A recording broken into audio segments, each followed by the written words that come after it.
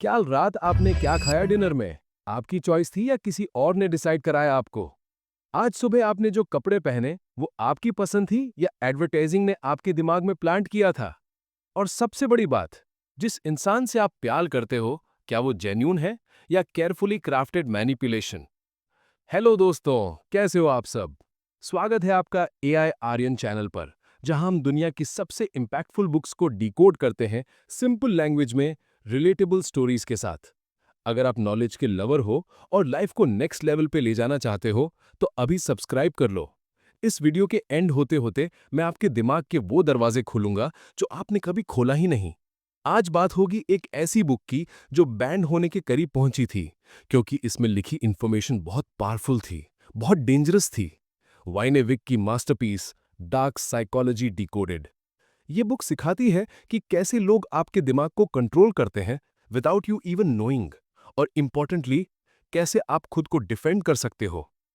लेकिन पहले एक वार्निंग, जो नॉलेज मैं आज शेयर करूंगा उसका मिसयूज मत करना। ये इंफॉर्मेशन सेल्फ डिफेंस के लिए है, दूसरों को हार्म करने के लिए नहीं। क्योंकि जब आप किसी के दिमाग को मैनिपुलेट करते हो, तब आप उसकी फ्री विल छीन लेते हो, और ये सबसे बड़ा पाप है। तो रेडी हो? तो चलो शुरू करते हैं ये dark journey, the invisible prison of your mind. सबसे पहले समझते हैं कि डार्क साइकोलॉजी एक्चुअली है क्या। वाइनेविक कहते हैं कि डार्क साइकोलॉजी वो साइंस है जिसमें ह्यूमन बिहेवियर को स्टडी किया जाता है, स्पेसिफिकली मैनिपुलेशन, एक्सप्लॉयटेशन और कंट्रोल के कॉन्टेक्स्ट में। मतलब ये नॉर्मल साइकोलॉजी से अलग है। नॉर्मल साइकोलॉजी समझती है कि लोग कैसे सोचते हैं, फील करते हैं, बिहेव करते हैं, ताकि उनकी हेल्प की जा सके। डार्क साइकोलॉजी समझती है कि लोग कैसे सोचते हैं ताकि उन्हें कंट्रोल किया जा सके। और यही डिफरेंस है हेल्पर और मैनिपुलेटर में। बुक में एक फैसिनेटिंग कॉन्सेप्ट है, कोवर्ट माइंड कंट्रोल, मतलब हिडन माइंड कंट्रोल। इसका मतलब ये नहीं कि कोई आपके दिमाग में चिप लगा के रिमोट से कंट्रोल कर रहा है, वो साइंस फिक्शन है। रियल कोवर्ट माइंड कंट्रोल बहुत सटल है, बहुत सोफिस्टिकेटेड है। इमेजिन करो एक पपेट शो। पपेट मास्टर ऊपर से स्ट्रिंग्स कंट्रोल कर रहा है, लेकिन ऑडियंस को स्ट्रिंग्स दिखती हैं। अब इमेजिन करो एक पपेट शो जिसमें स्ट्रिंग्स इनविजिबल है। पपेट डांस कर रहा है, जंप कर रहा है, लेकिन आपको लग रहा है पपेट अपनी फ्री विल से मूव कर रहा है। यही है कोवर्ट माइंड कंट्रोल। आपको लगता है आप अपने डिसीजंस ले रहे हो, लेकिन एक्चुअली कोई और आपके थॉट्स को इन्फ्लुएंस कर रहा है, आपके इमोशंस को ट्रिगर कर रहा है, आपके बिहेवियर्स को शेप कर रहा है। और सबसे स्कैरी पार्ट, आपको पता भी नहीं चल रहा। The three pillars of mind control. वाइनेविक एक्सप्लेन करते हैं कि माइंड कंट्रोल तीन पिलर्स पर खड़ी होती है। पहला पिलर है आइसोलेशन। जब आप फिजिकली या इमोशनली आइसोलेटेड हो, तब आपका डिफेंस वीक होता है, तब आप वल्नरेबल हो जाते हो इन्फ्लुएंस के लिए। कल्ट लीडर्स ये बहुत यूज करते हैं। पहले वो फॉलोअर्स को उनके फैमिली और फ्रेंड्स से दूर करते हैं, फिर उनके दिमाग में अपने थॉट्स प्लांट करते हैं। रिलेशनशिप्स में भी होता है।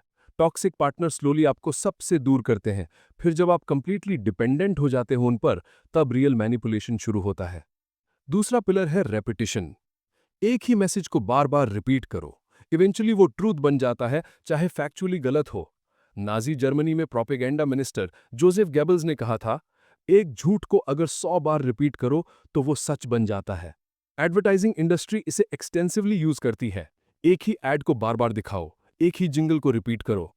इवेंचुअली कंज्यूमर का ब्रेन एसोसिएट कर लेता है प्रोडक्ट को पॉजिटिविटी से। और तीसरा पिलर है इमोशनल मैनिपुलेशन।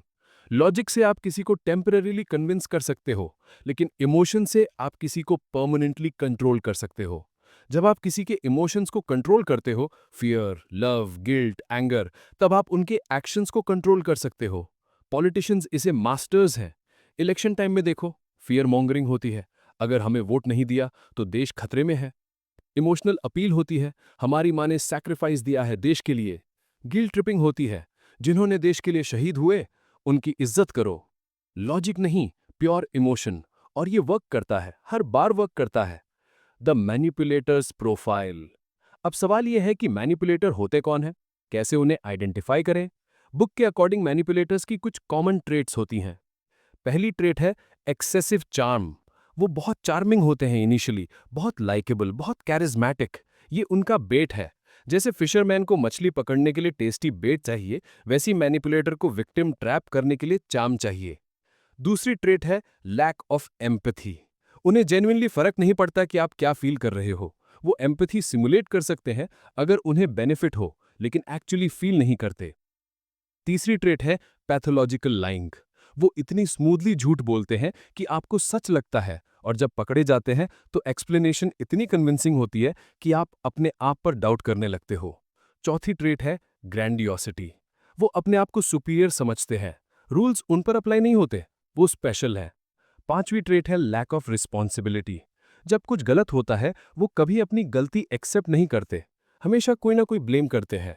और ये ट्रेट्स कॉम्बिनेशन में आती हैं, इसलिए मैनिपुलेटर्स को स्पॉट करना मुश्किल होता है इनिशियली, क्योंकि वो इतने स्किल्ड होते हैं एक्टिंग में। वो मास्क पहन लेते हैं और मास्क के पीछे उनका रियल फेस छुपा होता है। बुक में वाइनेविक कहते हैं कि एवरेज पर्सन अपनी लाइफ में 3 से 5 मैनिपुलेटर्स से डेफिनेटली एनकाउंटर करता है, फैमिली में, फ्रेंड्स में, वर्क प्लेस में, रिलेशनशिप्स में। लेकिन 90% लोग उन्हें आइडेंटिफाई नहीं कर पाते क्योंकि अवेयरनेस नहीं होती। आज के बाद आपको अवेयरनेस होगी। आज के बाद आप उन्हें स्पॉट कर पाओगे। Outsmart emotional attacks. वाइनेविक की बुक में सबसे पावरफुल चैप्टर है इमोशनल अटैक्स के बारे में, क्योंकि ये सबसे कॉमन और सबसे इफेक्टिव मैनिपुलेशन टेक्निक है। इमोशनल मैनिपुलेशन का मतलब सिंपल है, किसी के इमोशंस को वेपनाइज करना उन्हें कंट्रोल करने के लिए। फियर यूज करो तो लोग कंप्लाइंट हो जाते हैं, लव यूज करो तो लोग ब्लाइंड हो जाते हैं, गिल्ट यूज करो तो लोग ऑब्लिगेटेड फील करते हैं, एंगर यूज करो तो लोग इरेशनल बन जाते हैं। मैनिपुलेटर ये सब इमोशंस जानते हैं और जानते हैं कि कब कौन सा इमोशन ट्रिगर करना है। मुझे एक रियल केस याद है जो बुक में मेंशन्ड है। सारा नाम की एक लेडी थी, सक्सेसफुल करियर, इंडिपेंडेंट, स्मार्ट। फिर उसकी डेटिंग हुई मार्क से। इनिशियली मार्क परफेक्ट जेंटलमैन था, रोमांटिक, अटेंटिव, अंडरस्टैंडिंग। 6 महीने के रिलेशनशिप के बाद सारा को प्रमोशन ऑफर मिला दूसरे सिटी में। जब सारा ने मार्क को बताया, मार्क का रिएक्शन इंटरेस्टिंग था। पहले उसने एक्साइटमेंट दिखाई, wow baby that's amazing, I am so proud of you. फिर स्लोली टोन चेंज हुआ, लेकिन मतलब तुम मुझे छोड़ के जा रही हो? सारा ने एक्सप्लेन किया कि लॉन्ग डिस्टेंस वर्क कर सकता है। मार्क ने कहा, हाँ हाँ श्योर, लेकिन सच बताओ, I don't think I can handle it. तुम्हारे बिना मेरा क्या होगा? मेरी माँ का एक्सीडेंट हुआ था जब मैं छोटा था, तब से मुझे अबैंडनमेंट इश्यूज है। बट इट्स ओके, तुम अपनी करियर चूज करो, मैं मैनेज कर लूंगा समहाउ। देखो कैसे स्मार्टली उसने मल्टीपल इमोशनल बटन्स प्रेस किए। पहला गिल्ट, तुम मुझे छोड़ के जा रही हो। दूसरा सिंपैथी, मेरी माँ का एक्सीडेंट हुआ था। तीसरा ऑब्लिगेशन, तुम्हारे बिना मेरा क्या होगा। चौथा मार्टियर कॉम्प्लेक्स, तुम अपनी करियर चूज करो, मैं मैनेज कर लूंगा समहाउ। मतलब इनडायरेक्टली बोल रहा है कि वो सैक्रिफाइस कर रहा है। रिजल्ट, सारा ने वो जॉब नहीं ली, क्योंकि उसको गिल्ट फील हुआ, सिंपैथी फील हुई, ऑब्लिगेशन फील हुई, और मार्क ने सक्सेसफुली उसकी करियर चॉइस को कंट्रोल कर लिया without directly asking her to reject the offer.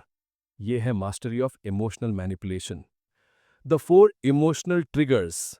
Book में वाइनेविक डिटेल में एक्सप्लेन करते हैं 4 मेन इमोशनल ट्रिगर्स जो मैनिपुलेटर्स यूज करते हैं। पहला ट्रिगर है फियर। डर सबसे पावरफुल मोटिवेटर है। अगर तुम ये नहीं करोगे तो कुछ बुरा हो जाएगा। अगर तुम मेरे अगेंस्ट जाओगे तो मैं तुम्हारी जिंदगी बर्बाद कर दूंगा। अगर तुम इस रिलेशनशिप को छोड़ोगे तो तुम्हें कभी किसी और को नहीं मिल पाओगे, तुम अकेले मर जाओगे। फियर क्रिएट करके मैनिपुलेटर आपको कंप्लायंट बनाता है। आप उसकी हर बात मानने लगते हो क्योंकि कॉन्सिक्वेंसेस से डरते हो। दूसरा ट्रिगर है लव और द इल्यूजन ऑफ लव। मैं तुमसे इतना प्यार करता हूं, इसलिए मैं तुम्हारे लिए ये सब कर रहा हूं। अगर तुम मुझे सच में प्यार करती हो तो प्रूव करो। ट्रू लव में सैक्रिफाइसेस होते हैं, क्या तुम रेडी हो सैक्रिफाइस के लिए?